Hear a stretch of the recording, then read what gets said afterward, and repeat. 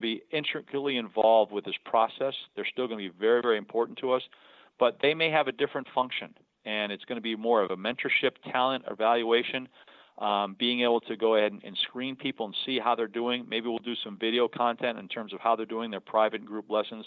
There's going to be a lot that's going to happen, and I can't answer all the questions because that's still some of the details that we still have to work out. But the tester role will definitely change, but they're going to be just as important as they've always been to us.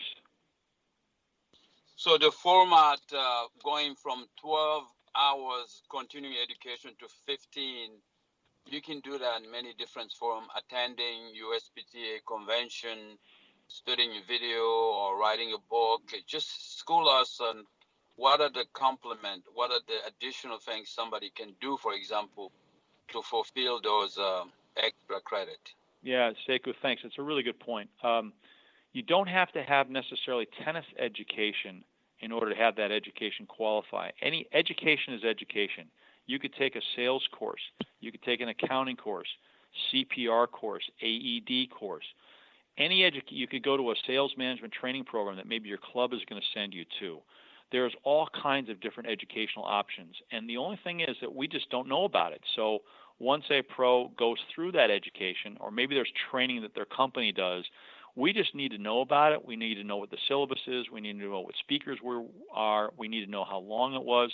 They will get credit for that education. So it doesn't have to be tennis education necessarily, or it doesn't have to be just USPTA education, whether it's tennis resources or whether it's going to a division or a world conference. It's not just specific to that. So I think it's important that people understand that we want people to be educated. We want people to go to other fields and learn about other industries. That's education, or it's an accounting course, or it's some other course. That's all really, really important, and we want to give them credit for that. So if they just make sure that they get all the details from whatever education they're attending and they send it into our education department, they're going to get credit for it. Great. Now, the question will come up, and a high school player, for example, doesn't want to go to college, wants to go into teaching. What is the minimum age requirement for someone to be a new accredited USPTA members? And I'm so glad you brought that up, Sekou, because this is another big topic. Right now, our current age requirement is 18 years old, so a graduate of high school can certainly become certified. But there's a bigger picture here, and I want to take a moment to talk with you about that because I'm so glad that you brought this up. People ask me what keeps me up at night. What keeps me up at night right now is the fact that we are aging out as an association. Our average age is 50 years old. In the next 5 to 10 years, we're going to have a very significant, a mass exodus of tennis professionals and directors who are going to retire and get out of the industry. And the problem that we have is that we don't have a pipeline of young, aspiring people who want to become tennis professionals, who want to be in the tennis industry. And this is a big concern for us. And so with the help of the USTA and the USTAU department under Scott Schultz, Craig Jones, and Steve Keller, we are going to try to go out and we're not trying. We are convincing schools and colleges to establish professional tennis management schools. Right now we've had 2, Ferris State, Methodist University, and then a certificate program of 2 years with Tyler Junior College in Tyler, Texas. That's not been adequate to fill the void and fill the need that we have. And so the USTA under Scott Schultz have been very aggressive in going out and talking to the universities and institutions of higher learning about establishing professional tennis management schools. Now, golf has 19 professional golf management schools, and they have this incredible pipeline of 12 to 1,500 kids, 1,600 kids every year that are entering in the industry who want to be golf professionals. We don't have that. We haven't had that. And so this is a major initiative for us. And so establishing these programs, we now have 12 programs that are viable, that are ongoing around the country, and we want to get to 20 by the end of 2020. 20 professional tennis management schools that can help fill the pipeline for us. The problem is you can have 20 programs, but unless you have kids enrolling and matriculating in those programs don't do us any good. So we need to go ahead and reach out to high school coaches, and there are 355,000 high school players that love tennis, that are playing high school tennis. And I'm going to ask, and we're going to be really, really evangelical about this. We want to go to high school coaches conventions, and we will be doing so over the next 6 months, to talk to high school coaches about finding one kid that's passionate in their program about tennis, that would like to maybe pursue a career in teaching tennis, and encourage that kid to enroll in one of the now 12 PTM programs or future 20 PTM programs.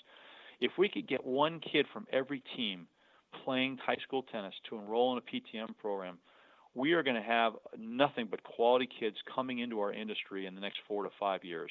And that's going to help us significantly, because when they come out of those PTM programs, they'll be USPTA certified.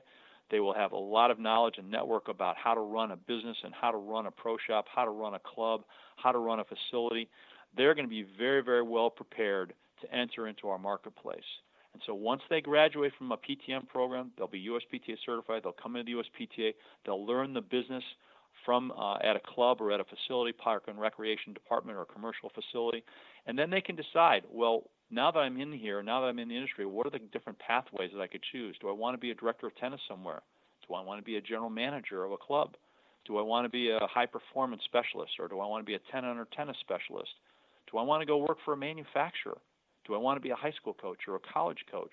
Do I want to work for the USTA, maybe in a section or district office? There are so many different options that kids will have once they graduate from a PTM program. So this is a priority for us. We have to have a new influx of young, talented kids who want to be in the industry, who have passion for tennis, that want to work with people, that love the game.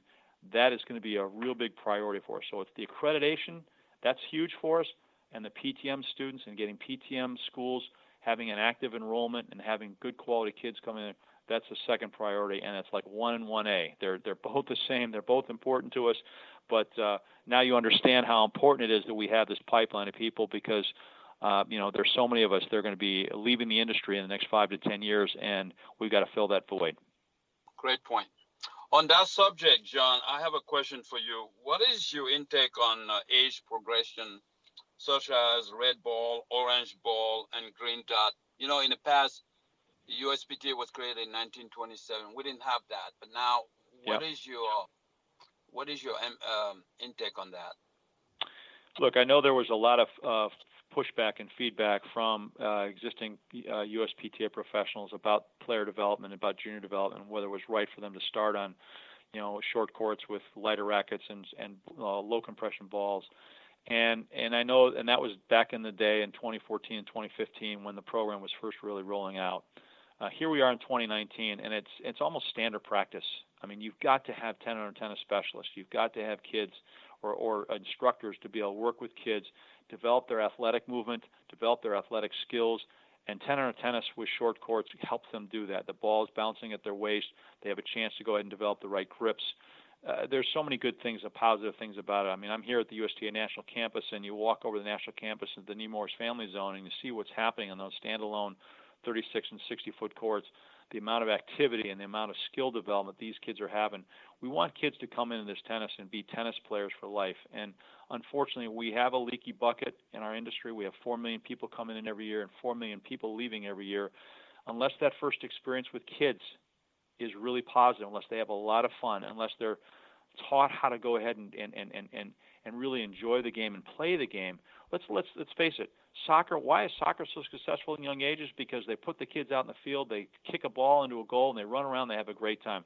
They're not spending 6 or 8 hours of teaching forehands and backhand grips and volley grips. They're learning how to play, and that's what 10 under tennis is all about. It's giving kids the opportunity to play and develop skills with their rackets that they'll figure out. But I'm a big advocate for 10 under tennis. I know there's still some people out there who don't like it, and that's their call, and that's their fine. If they've got a method that works for them, terrific. But clearly, 10 under tennis has made a difference for tennis in the United States. We've got more kids playing tennis because of 10 under tennis, and we don't want that experience that they have initially to be so negative that they're going to turn away and leave tennis. So the idea of 10 under tennis, I think, makes a lot of sense. Good point. In United States, we have one of the greatest facilities in the world. We got park tennis, middle school, high school, university. There's a tennis court everywhere. People from overseas come to train here. How come, what are the sports who are taking kids away from us? Why is tennis not ranked 1 or 2 or 3 among the other sports?